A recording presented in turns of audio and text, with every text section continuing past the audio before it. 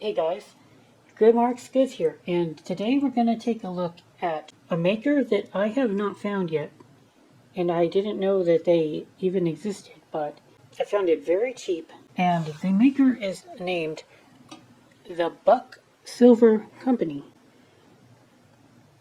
and they actually do use a buck on their hallmark. Looks like they're from Salamanca, New York, wherever the heck that is. Wouldn't know. But they are quite an antique maker, and this is a quadruple plated tea set. I believe that I looked it up, and this tea set's from about the 1900s. The Buck was out of business by 1922, I believe, if I remember from what I read. And this style I would consider to be Art Nouveau, however they pronounce that. And roses are kind of a relatively rare design choice for Silverplate. I quite frankly don't know why, but they did like to use grapes a lot. Grapevines. They really like to use animals. And they like to use flowers, but not often roses. So this is a kind of a unique look for a tea set. And Buck is a relatively rare company. Like there's just not a whole lot of their work out there. I mean, it makes sense. Not only is it old, but they went out of business. And usually when a company goes out of business, it's that they couldn't make enough sales. So beats me why. Their stuff's very gorgeous. Now, usually, but not always, I'm not able to find any comps for sold listings on these relatively rare and obscure makers, especially when they don't have that much work. But I was able to look at eBay right now, and it appears that they did sell. There's one of the same tea sets that recently sold for $385, and that's quite incredible actually, and very encouraging for me. Of course, it's never easy. $380. See that? Sold listing.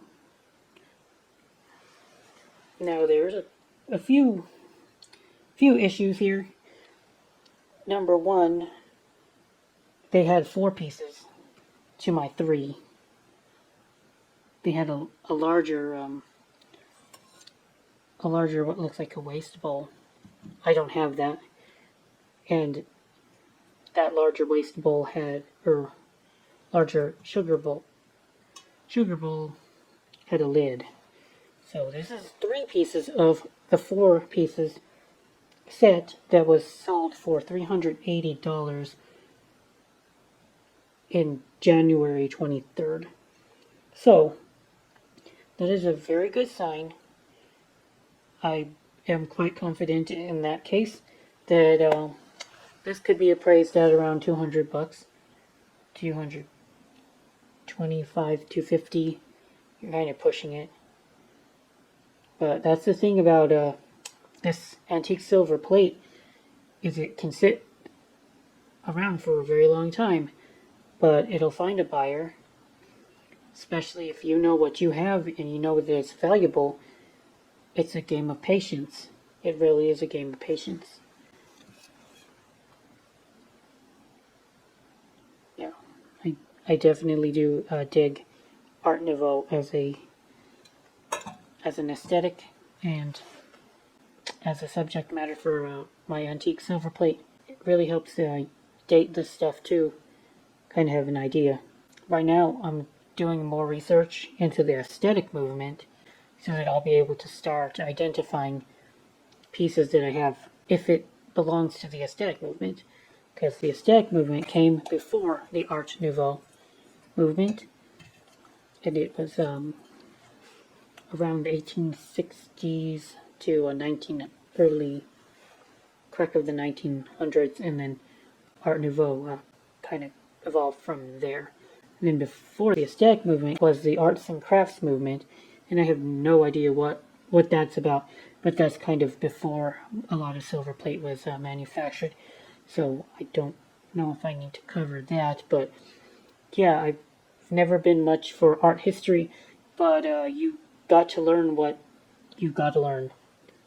Sometimes you kind of just get nudged in a general direction, and that seems to be where I'm going. Very interesting, and I do like to learn about my pieces, so I'll continue to research the art and styles that were prominent during the manufacture of my pieces.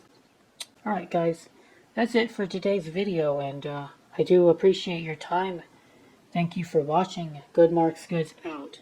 One more thing, it's kind of unusual in that it's a little bit more dull than most silver plate I've found. The patina on it is a little bit grayer than you normally see silver plate, and honestly it didn't even remind me of silver plate.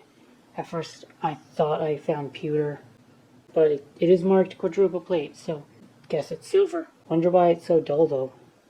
So the interesting thing about silver is that it can look all kinds of ways. Very, very beautiful and interesting metal, that's for sure.